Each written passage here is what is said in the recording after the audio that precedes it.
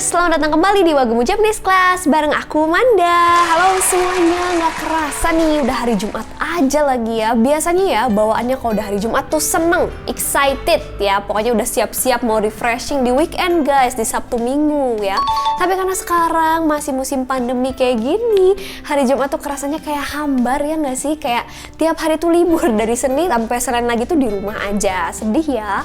Intinya kita harus selalu berjuang dan berdoa aja teman-teman, semoga pandemi ini cepat berakhir.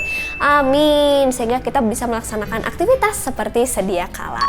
Nah, teman-teman tahu nggak, kalau misalkan pandemi sudah berakhir, Manda tuh punya banyak banget planning-planning dan program-program yang mau aku lakukan nih bareng teman-teman semua. Salah satunya aku pengen melakukan offline bootcamp. Yeay. Jadi ceritanya gini nih, kalau offline bootcamp itu kita bakal nginep bareng kayak camping gitu selama 2 minggu ya, ceritanya buat ngisi-ngisi waktu libur sekolah kalian deh ya, 2 minggu.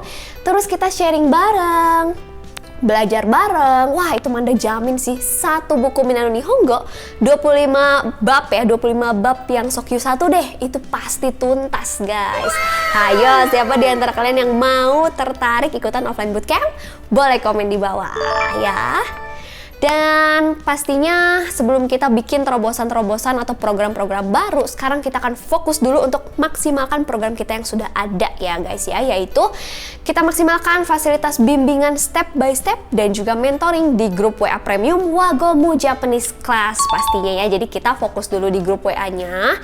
Dan jadi teman-teman sekarang standby dulu aja di sana. So, di video kali ini Manda seperti biasa bakalan sharing ilmu lagi buat teman-teman, kita belajar bareng lagi masih seputar materi tentang struktur kalimat atau pola kalimat ya. Jadi biar teman-teman di sini bisa bikin kalimat yang lebih kompleks, karena kemarin kan kita sudah belajar yang sederhana. Sekarang kita belajar yang lebih kompleks teman-teman.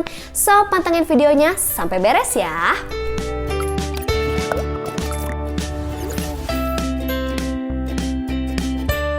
Oke teman-teman, sebelumnya kan kita sudah pernah belajar nih materi yang ini nih, yaitu tentang kata versus kalimat dalam bahasa Jepang.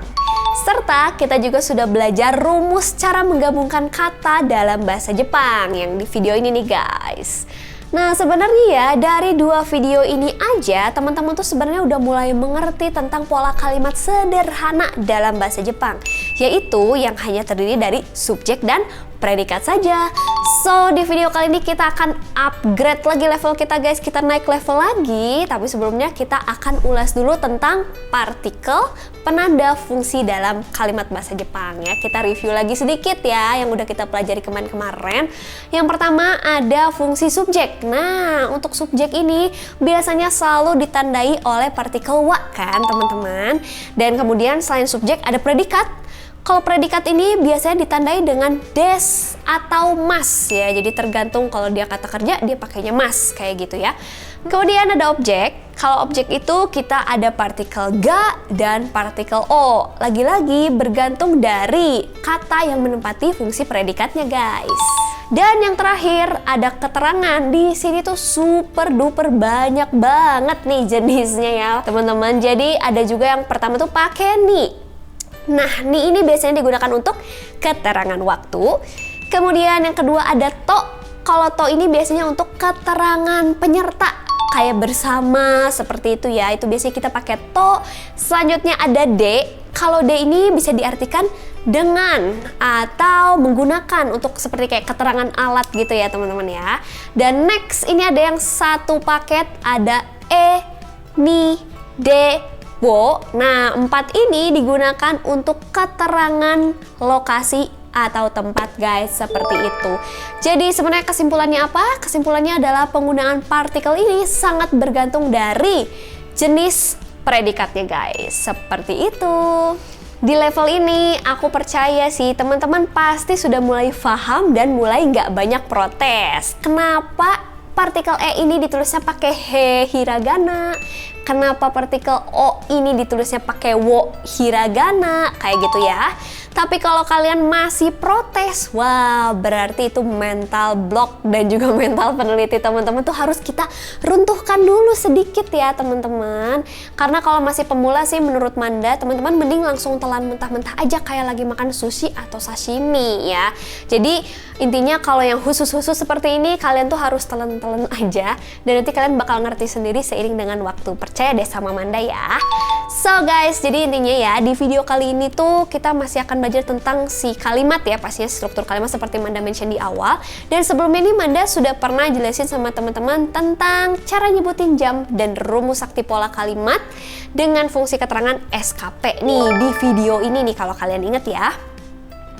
Dan kita juga udah sempat belajar tentang rumus SOP untuk kalimat yang mengandung objek dalam bahasa Jepang di sini nih. Nah, selain dua video ini, kalau subscriber lama Manda tahu sih aku pernah bikin video yang ini guys. Ini judulnya adalah partikel bahasa Jepang part 1. Jadi di sini tuh kita sudah sempat belajar tentang kalimat lengkap juga guys dengan struktur SPOK pastinya dalam bahasa Jepang. Jadi udah ada sebenarnya di video ini. Sok yang belum nonton, mangga silakan kalian nonton dulu videonya. Dan di video ini juga sebenarnya aku udah sempat bahas tuh yang kalau bahasa Jepang kan bukan SPOK ya tapi SKOP ya. Jadi teman-teman ingat itu. Dan juga di sini intinya aku ngasih tahu ke teman-teman semua bahwa dalam bahasa Jepang itu fungsi predikat itu sangat menentukan partikel yang akan digunakan untuk fungsi objek dan juga fungsi keterangan. Intinya seperti itu guys. Nah, sekarang teman-teman perhatikan contoh kalimat ini ya. Hari ini syuting video di Nimna Book Cafe kayak gitu. Jadi kita dapat kosakata baru nih. Hari ini bahasa Jepangnya kyo. Kemudian ada syuting. Syuting itu bahasa Jepangnya satsei shimasu. Kemudian ada video. Video itu bahasa Jepangnya doga. Dan Nimna Book Cafe pastinya.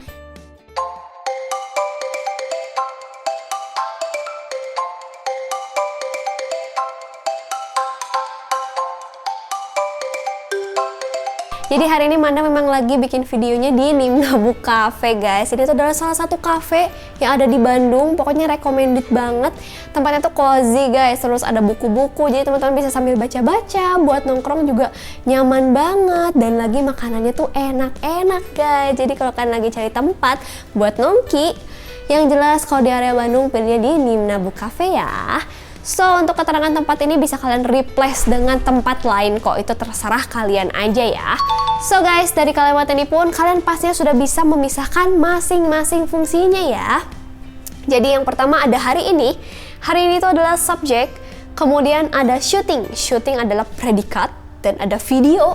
Video ini objek. Dan kemudian ada Nimna Book Cafe yang berfungsinya itu menjadi keterangan tempat kayak gitu ya. Dan ingat lagi kalau dalam bahasa Jepang bukan SPOK ya, bukan kayak bahasa Indonesia tapi jadinya SKOP guys, kayak gitu ya. Dimana predikatnya itu memang selalu diletakkan di paling akhir ya. Dan di sini kan kita predikatnya adalah kata kerja yang bergerak ya. Shooting. Shooting itu kan ada gerakannya. Kalau gitu kita pakai partikelnya adalah partikel O. Pintar banget teman-teman. Dan karena ini kata keterangannya merupakan sebuah lokasi atau tempat, jadi kita pakai partikelnya D. Pintar banget. So, kita langsung masukkan saja ke dalam rumus kalimat dalam bahasa Jepang. Seret. Jadinya seperti ini guys. Hari ini wa Nimna Book Cafe de video o shooting mas. Kayak gini ya kalau masih dalam bahasa Indonesia. Sekarang kita langsung translate semuanya ke dalam bahasa Jepang menjadi Kyou wa Nimna Book Cafe de doga o satsei shimasu. Kayak gitu guys. So teman-teman, cara yang sama juga berlaku kalau kalian mau mencari arti atau memahami suatu kalimat dalam bahasa Jepang guys. Misal kita nemuin kalimat seperti ini. Coba bisa bacanya nggak nih hiragana rapat-rapat kayak gini? Kalian harus sudah mulai terbiasa ya guys, karena di dalam bahasa Jepang itu tidak ada yang namanya spasi. Jadi feeling kalian tuh harus main banget dalam membaca huruf Jepang kayak gini ya. Tapi next kalau kita sudah belajar kanji, aku bakal bisa menjamin itu akan lebih mudah buat kalian. Karena biasanya kanji itu mewakili setiap objek dalam kalimat itu. Jadi udah jadi satu ya, kalian bakal lebih mudah misah-misahinnya kayak gitu guys.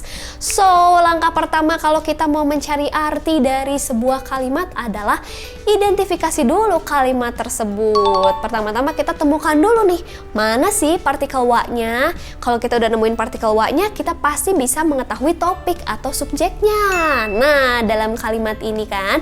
Kemudian next kita juga harus identifikasi mas dan desnya supaya kita tahu juga itu predikatnya tuh lagi ngomongin apa sih, kayak gitu guys. So, kita langsung lihat aja ke contoh kalimat ini. Kita lihat tuh ada huruf wa di situ ya. Ada sebelum kata Tanaka Sensei nih ada huruf wa. Berarti ini adalah subjeknya. Si Tanaka Sensei adalah subjek atau topiknya guys. Selanjutnya next seperti Manda bilang cari des atau mas. Nah loh, di kalimat ini ternyata tidak ada des maupun mas. Bagaimana ini? Adanya kakimashita. Tapi jangan bingung guys. Kakimashita ini adalah bentuk lampau. Kan teman-teman juga udah sempat belajar dong ya. Jadi harusnya kalian masih inget guys. Kayak gitu ya. Dan udah gitu, ini tuh adalah sebenarnya bentuk aslinya tuh kakimas guys. Jadi tuh kakimashita tuh lampaunya dari kakimas. Kayak gitu. Jadi tetap ada mas itu belakangnya. Nah, next juga ada lagi selanjutnya kita identifikasi adalah partikel O. Nah, ternyata di sini ada partikel O. Setelahnya tuh ada kata kanji. Berarti si kanji ini adalah objeknya, teman-teman. Terakhir, kita lihat lagi ada partikel D. Yang sebelumnya tuh ternyata ada kata fude. Nah, fude ini berarti adalah kata keterangannya. Seperti itu, jadi kita identifikasi satu persatu teman-teman. Kalau kalian sudah bisa mengidentifikasi seperti ini, tinggal cari deh kosakatanya di kamus. Coba teman-teman cek kamus personalnya, barangkali kata-kata ini tuh sudah ada di kamus kalian. Kalau belum ada, bisa buka kamus Mbah Google dulu deh teman-teman. Nah, kosakatanya kalau kita terjemahkan jadi seperti ini guys. Yang pertama ada Tanaka Sensei. Kalau di bahasa Indonesiain menjadi Profesor Tanaka atau Bapak Tanaka juga boleh sih teman-teman. Next ada fude. Fude ini artinya kuas guys. Selanjutnya ada kanji. Nah, kanji artinya apa sih ya? Kanji aja sih sebenarnya, huruf Cina atau kanji seperti itu ya guys. Kemudian terakhir ada kakimashita. Nah, jangan bingung ya teman-teman, kakimashita ini adalah bentuk lampau dari bentuk biasanya itu adalah kakimas ya. Tapi kalau teman-teman cari kakimas di kamus, itu sampai zaman tuyul ubanan kalian gak bakal bisa menemukan artinya. Kenapa? Karena ini masih di bentuk mas. Kalau kalian mau cari di kamus harus dalam bentuk kamus dulu guys. Bentuk kamusnya adalah kaku. Artinya menulis kayak gitu ya, tapi karena lampau jadi menulisnya udah lampau ya guys. So kita sudah tahu artinya semua, kita sudah breakdown semuanya. Sekarang kita tinggal mengartikan kalimatnya dalam bahasa Indonesia ya. Kita bentuk dulu si pola kalimatnya. Tanaka Sensei wa fude de kanji o kakimashita. Profesor Tanaka wa kuas de huruf Cina atau kanji o menulis, seperti itu. Atau kalimat benernya dalam bahasa Indonesia, Profesor Tanaka menulis huruf Cina atau kanji menggunakan kuas. Yeay, aku yakin nih teman-teman pasti jadi lebih paham atau mengerti kan tentang pola pikir seperti ini ya guys ya. So pastinya juga harusnya udah mulai jago dan bisa nangkep semuanya. Jadi aku akan kasih PR kalian. Kalian coba bikin kalimat sendiri menggunakan bahasa Jepang dengan pola kalimat seperti ini ya guys. Nah, setelah itu kalian juga harus mencari kalimat dalam bahasa Jepang. Kemudian kalian artikan ke dalam bahasa Indonesia. Pokoknya kalian bikin breakdownnya seperti yang aku jelasin barusan. Boleh deh kalian nggak usah cari dari buku doang, mau cari dari film atau dari manapun, itu bebasnya kalian aja. Pokoknya cari sumber dari manapun, karena aku percaya kalian pasti udah pada jago-jago, udah pada kritis-kritis ya. Nggak usah terbatas dari buku aja. So guys, dikerjain ya PR-nya. Boleh komen-komen juga di bawah jawabannya. Dan buat yang belum paham, belum ngerti, masih nggak connect, boleh langsung mampir aja ke grup WA Premium, kita diskusi di sana ya guys. So, mungkin materi untuk hari ini segitu dulu aja teman-teman. Semoga kalian paham dan lebih ngerti lagi tentang pola kalimat dalam bahasa Jepang.